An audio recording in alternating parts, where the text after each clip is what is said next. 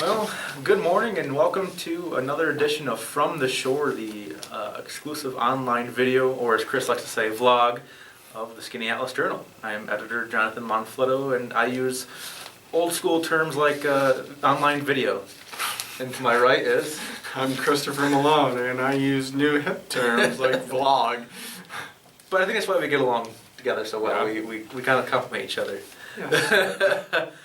Which is funny because everyone tells me I have an old spirit, and he is actually older than me, ironically enough. Mm-hmm. So maybe we're like twins, like that movie with Arnold Schwarzenegger, Danny DeVito. Anyway, we're not here to talk about movies. We're here to talk about this week's edition of the Skaneateles Journal right here, with a great story on the front page by Chris about yellow brick actors. Why don't you talk about that a little bit? Yeah, yellow brick actors. I think we briefly talked about it before, but Gabrielle Kroner is she's an entrepreneur. She's originally from Pennsylvania, moved up here to go to Syracuse, pursue acting. But she kind of met her calling. She was diagnosed with cancer at a very young age, and her experiences in the hospital of just being not alone, but wanting to just play and interact with other people kind of sprung this company to encourage play and acting and embracing your childhood to hospitals and to children with disabilities, where Casey's Place in Syracuse comes into play.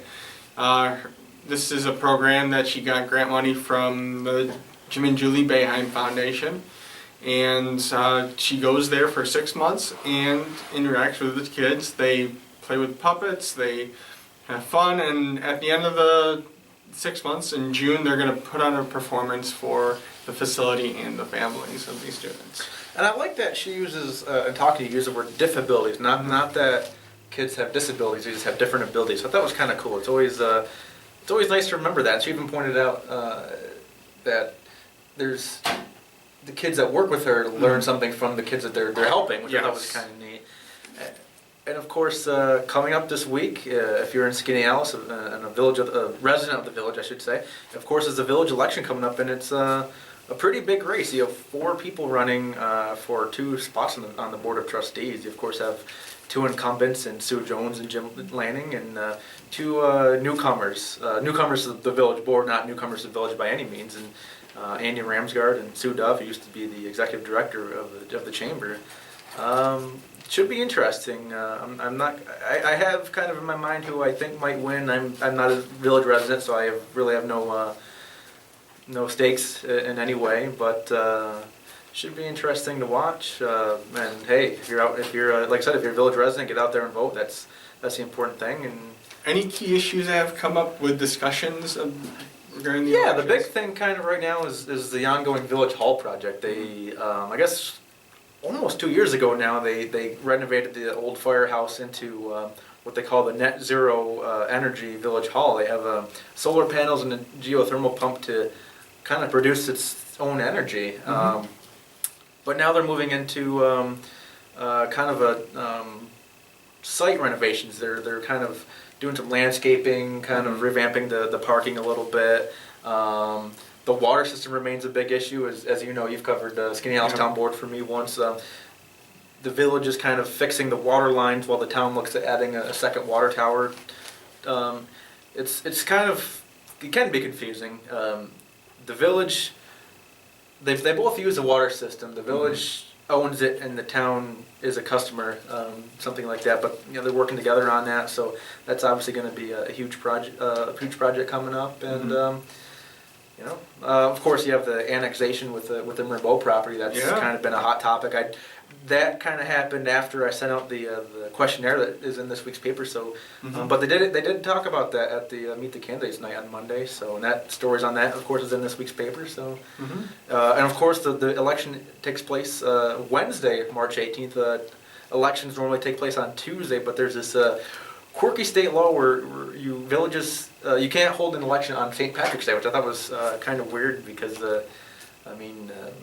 not that it would conflict with any other holidays, but you want to think about having an election on Valentine's Day or Martin Luther King Day, for example, but not on St. Patrick's Day, I guess. Yeah. And speaking of big issues, you covered one over in Marcellus this week. Yeah, the Marcellus, they voted on their capital project, which passed. It's a $14.8 million project that affects all the 3 buildings of the school district, the high school, middle school, and elementary school.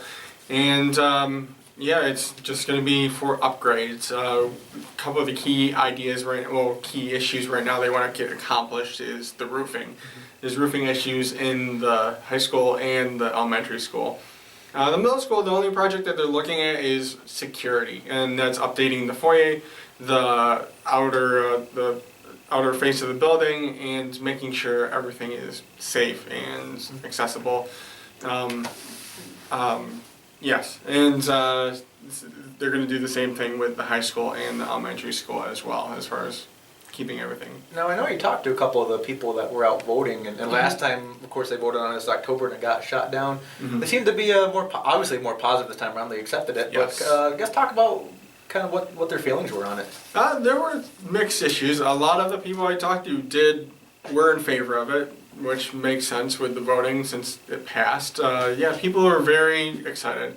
It hasn't been updated in 50 years, so now is probably the best time to do it rather than wait on it even longer, because it closes doors. Not having the accessible new equipment or facilities, they can't take AP classes, they can't incorporate college associated programs, and it almost hinders the child's ability to learn. But that's also kind of goes in line with my opinion. But yeah, the people seem to be very happy. One gentleman expressed it was a lot of money, and yeah, it is for that type of project, and it looks like it won't affect the residents too much. Yeah, I think what did you say it was like $50 extra? I mean, it didn't seem like a whole lot. Yeah, they knocked it down actually with the new from $57 to $33. Oh, to 33, yeah. Yeah, for $1,000 home in the. For obviously, like you said, for the benefits that you're going to get in terms of the